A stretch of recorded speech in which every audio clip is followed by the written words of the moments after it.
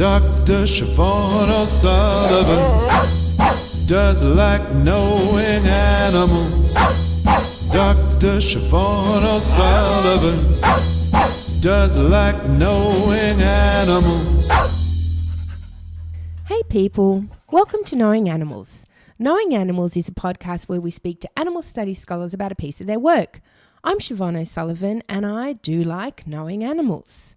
Well, this episode of Knowing Animals is brought to you by ASA. ASA is the Australasian Animal Studies Association. Now, you've heard me talk about ASA a great deal. Have you gone to their Facebook page and liked it?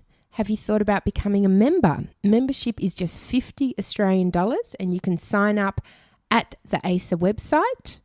But more than that, the ASA conference, the New Zealand conference, is coming up very, very soon. It's the middle of this year. It's called Decolonising Animals. It's going to be absolutely fantastic. I'm going to be there. I'm going to be recording episodes of the podcast. I'd love to see you there. So now's the time to start thinking about how you're going to get yourself to New Zealand middle of the year for the Decolonising Animals Conference. So jump on board and support ASA, the Australasian Animal Studies Association. Okay, well, let's get down to business. This week, I'm absolutely thrilled to be coming to you from the Netherlands. Now, there are going to be quite a few words that I don't know how to pronounce coming up in the next few minutes, but I'm super pleased to be joined by an old colleague of mine, a former colleague of mine at the University of Melbourne, Dr. Bernice Bovenkerk. Do you want to jump in and pronounce it? It's Bovenkerk. Bovenkerk. Now, Bernice is a philosopher at the University of Wageningen. Yep, Wageningen. Wageningen. You should have seen me trying to get the train from Amsterdam. It was quite something. And today we're going to discuss her journal article, The Pedigree Dog Breeding Debate in Ethics and Practice Beyond Welfare Arguments. And this appeared in the Journal of Agricultural and Environmental Ethics in 2017. And we've got to give a shout out to Bernice's co-author. Perhaps you're also the best place. Her name is Hanneke Nijland. Hanneke Nijland. Welcome to the podcast, Bernice. Thank you. So why this article? How did it come about? Well, actually, I was inspired to write the article a long time ago already when I first started doing work in animal ethics. Because I was always, as soon as I found out about animal biotechnology, genetic modification of animals, I always had this intuition that we were doing animals a grave injustice. And so I tried to always look for moral arguments and objections and how can you justify these objections. So this has been basically an incentive running throughout my work. And this paper is, I guess, one more sort of try in this field. It was part of a larger project called the Ethics of Animal Domestication, in which I looked at how far can we actually go, or are we allowed to go in adapting animals to our own preferences. Now, I used to always look at doing this through genetic modification, but more and more I realized we're already doing this not just with genetic modification, but also with breeding. And so I became interested in, well, what people think about breeding animals. And then, of course, dogs are sort of the prototypical domesticated animal. And a lot goes wrong in dog breeding. But I wasn't only interested in welfare problems, because I think both in breeding and in genetic modification of animals, there are moral issues that sort of go beyond welfare issues. So I was interested to find out what sort of arguments people have and if they correspond to the arguments that you can find in the ethics literature. So that was sort of the basis of why I wanted to research this. Wonderful. Look, I absolutely loved the article, and what I really loved about it was you, trying to understand what everyday intuitions might mean from a philosophical perspective. So let's help our guests who perhaps haven't read the article or perhaps haven't thought about the issues understand a little bit more about the issue. So can you start by telling us what pedigree dog breeding is and why people engage in it? Yeah, so Pedigree dog breeding is a way of breeding dogs where dogs actually are registered, and people, sort of make studies of which dog should interbreed with what other dog. And what people are always trying to do in kennel clubs, for example, is trying to keep a specific breed of dog pure, as they say it. So that also made us think that it's a bit of almost a cultural heritage sort of thing.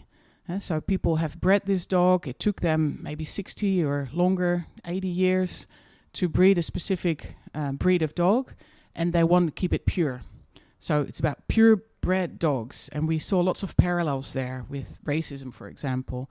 And we also encountered these parallels when we were talking to people in the field. So we talked to, for example, dog show judges and veterinarians and breeders. And this was sort of in the background a lot. Yeah. Now, as you say in the paper, it's a controversial issue, so it's something that's generated socio-political debate. Why is it an issue that's being debated? I suppose it's been debated because, it was kickstarted by this documentary on the BBC in 2010 called Pedigree Dogs Exposed.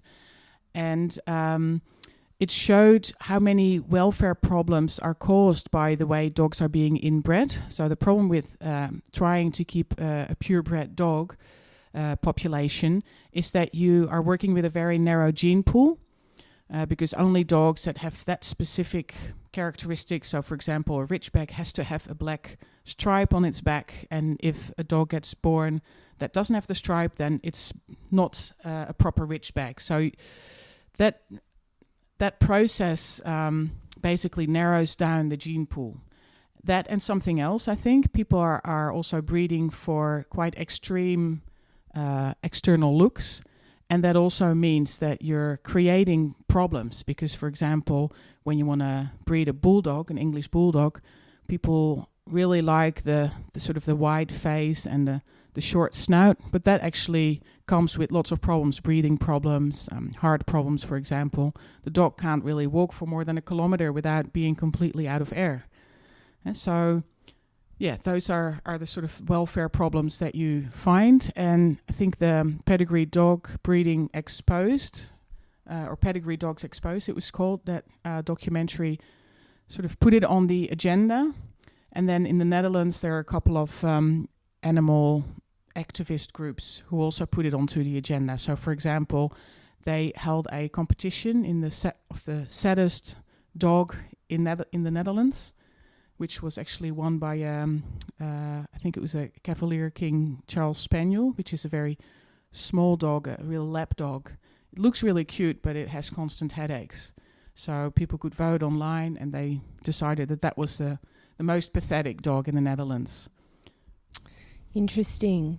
So you interviewed what we might call stakeholders, people that are immersed in this world of dog breeding. What did you discover? Yeah, so we interviewed stakeholders, but we also interviewed non-stakeholders, so also people who do not own dogs, for example, because we wanted to have a sort of a broad view of what people thought. And we asked them questions. Well, we basically put certain cases in front of them and asked, well, where do you draw the line? What do you still find acceptable and what not? And we found that for most people, animal welfare, of course, is a very big issue. But we also found lots of other arguments that people have. And we had cases like, what about dog coats, putting a coat on a dog? And some people really thought it was ridiculous. Other people thought it was fine. But there were also other things like genetic modification to have a different color of the coat of the dog. Or even this case study that is fictional, which is called the Disposable Dog. So, for example, if you could breed a dog that only lives for 2 years and then dies a natural death, that would be really great for families, for example, where the kids want to have a dog, but the parents think, well, I don't really want to have to look after this dog for the rest of, for 10 or 15 years. And we put that to people and asked, well, what would you think if we did that? And actually, if that last case, everyone was very much against it. And then we kept on asking further, well, why are you against it? So we found lots of arguments, like I said, beyond welfare, and those were the arguments that we were interested in because, well, there is sort of broad consensus that in the community that we have to guarantee the welfare of animals, but there's not broad consensus about all these other issues. So, for example, a lot of people said it was unnatural to genetically modify an animal or to breed it for specific purposes, like, for example, to make a zebra dog. A dog that looks like a zebra. There are other arguments, for example, well, an animal is not a thing that you can put into your bag. So it was also about commodification or objectification of animals. So we found a broad range of those arguments, and what was sort of a running thread throughout most of these interviews was this naturality argument, and we were very much interested in that because within the ethics community, the argument that something is bad because it's unnatural is just rejected because you can't really move directly from something that happens in nature to a moral statement saying that it's thereby good or that something doesn't happen in nature, it's thereby bad. I mean, you wouldn't also say, for example, that wearing glasses is bad, whereas in a sense it might be considered unnatural. So there's always an extra argument that's necessary. So ethicists tend to really reject this argument out of hand and not take it seriously, but we find that, especially in discussions about genetic modification, that argument keeps on popping up in the public debate. So I was really interested in, well, how to understand this, what's actually behind it, and is there a way that we could justify this argument after all? And we found that people don't interpret it the way that ethicists have interpreted it in the past, like an either-or notion. Either it's unnatural and therefore bad, or natural and therefore good. But they treat it much more in a, well, what we call a virtue ethical way. It's much more about what's the right attitude to take towards the animal. And it's not about one specific action towards the animal, but it's about accumulation of what we do to animals and what that means about, well, our stance towards or our attitude towards the animals. So, and it was much more about the intention. So for some goals, it was perfectly fine to breed animals, but for other goals, it was not. So you get a much more nuanced picture, and it was much more a thing of degrees. And that led us to think, well, what sort of virtue is implied here? And we think the virtue of temperance is applied here. So people thought, well, we could adjust animals to a certain extent. So, for example, it's important to socialize dogs when they want to, well, when we want them to live in a human community. But it's not all right to just create a dog that fits your couch, for example. So it was a much more nuanced picture, and I think it really helped us to think about our ethical theory as well, because we interpreted this naturality argument as a virtue ethical argument, which is quite different from the way it had always been interpreted by ethicists. Wonderful. So do you draw broader conclusions from your study about pedigree dog breeding to say something more about the human-non-human relationship? Have you thought in that mode? Yes, definitely, because we thought, for example, this naturality argument should be interpreted much more in the context of different worldviews. So different stakeholders will have different worldviews, and their view on what is and is not allowed in terms of adapting an animal is really dependent on their worldview. And we, especially in liberal societies, we really have this tendency of not talking about worldviews, of relegating it to the private sphere. It's something about the good life. You can't dispute it because it's, well, your own preference. And I think that's not right. I think it's very important to actually talk about worldviews. We don't have to come to a consensus about it. But I think it's still important because it is so fundamental in how people view the human-animal relationship. And if you can discuss this out in the open, people, well, their eyes will open up and they might see things from a different perspective. So I think it's definitely important to actually talk about the human-animal relationship. And, well, if you look at it in the context of pedigree dog breeding, then I think it's just too easy to say, well, is the welfare of the animal impaired or not? And if not, then no problem. I think, no, it's also about how do we want to live and what sort of animals do we want to breed. And you also found that people were using philosophical frameworks in complicated ways, that just chatting to someone who maybe owns a pedigree dog breeding business, they're not always going to be utilitarian every time they open their mouth, that these things linked up. Can you say something about that complex picture? Yeah, so if you read the animal ethics literature, you almost get this feeling that people are either a utilitarian or a deontologist or a virtue ethicist, but in reality, it's not so sterile. People use arguments from all different sides, and we as philosophers, we are trained to always look for consistency. But we found, and it's in a sense very frustrating for a philosopher, we found that people are not consistent in their day-to-day reasoning, but moreover that they don't even want to be consistent. And that's very hard for philosophers to understand. But I think it's an important point to realize as well when you're thinking about ethical theory that maybe you should have a more pluralistic way of looking at things. And so if you're looking, like I was, for arguments beyond welfare, you shouldn't only look in a deontological framework. And that's the way that ethicists have looked so far, because they thought, well, it's not about welfare, so it's not about utilitarianism, then it must be about its opposite, deontology. But no, there are other views as well. So there are care ethical views, there are virtue ethical views, and these can all sort of operate alongside your deontological or utilitarian views. So it gives a bit of a more mixed picture, if you will, of ethical theory, and a more pluralist picture. Fascinating.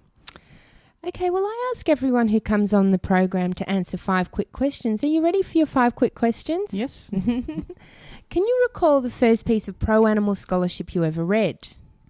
Yeah, it was a long time ago, and if I recall correctly, that was Mary Midgley, Animals and Why They Matter. It's a very short book, but very, very persuasive and convincing.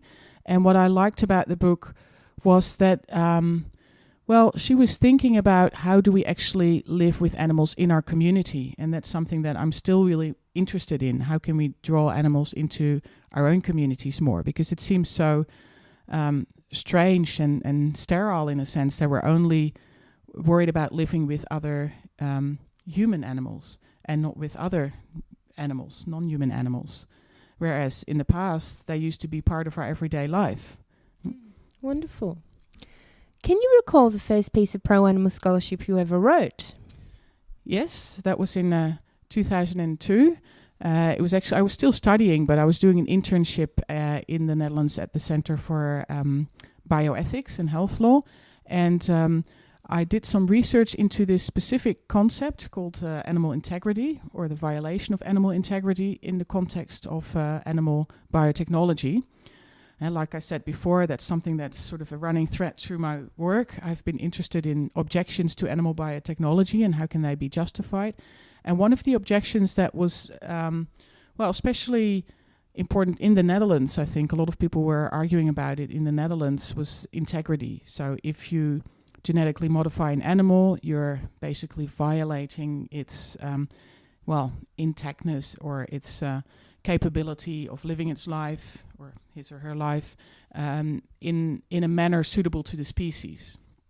So it was actually quite difficult from a ethical theory point of view to justify this argument. So that's what my article was about. It was published in the Hastings Center report, and it was actually it's still my most published or my most cited article, which was already written in 2002.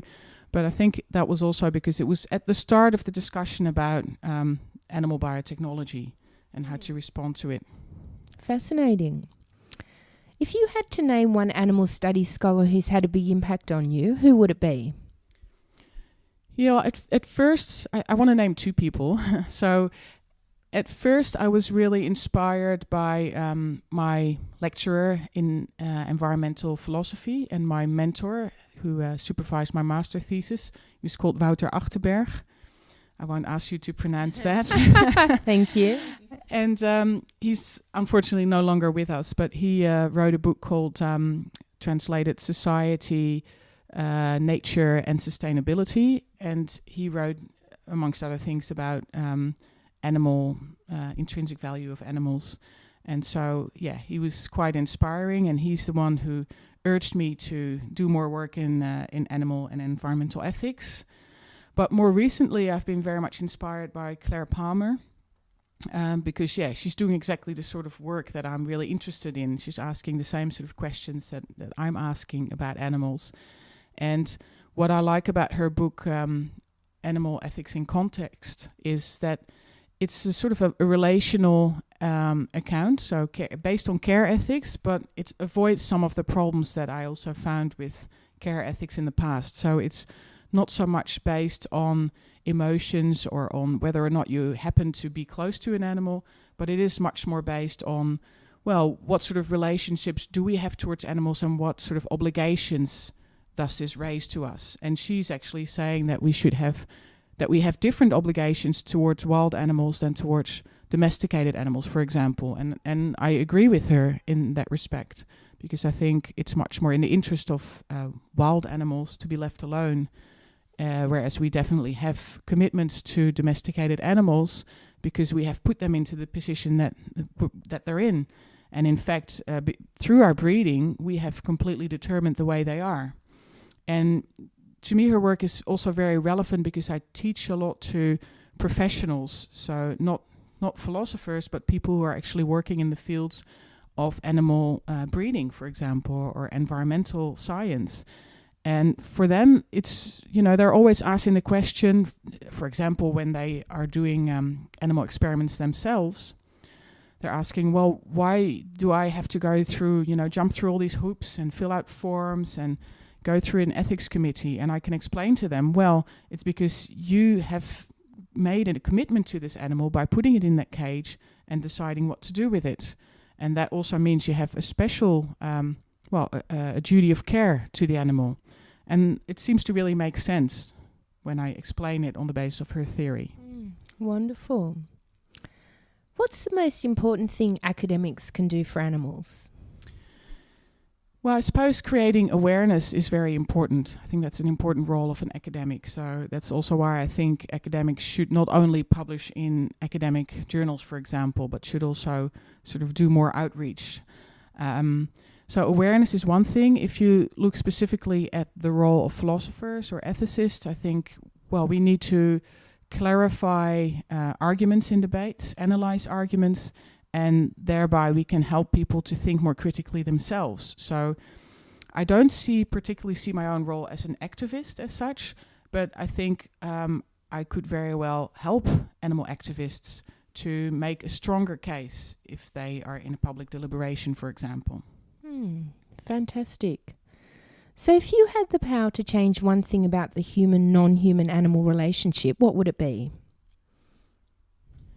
Yeah, that's a difficult one. Well, my current research is actually about animal agency, so researching what animals can actually do and in what sense they are sort of, well, they have self-willed purposes, they're capable of self-willed action. And I would really like to look at things from, for example, political arrangements from the animal's point of view. And in that sense, because it's what I would change is the fact that we're always talking about them and not so much with them, or not so much looking from their point of view.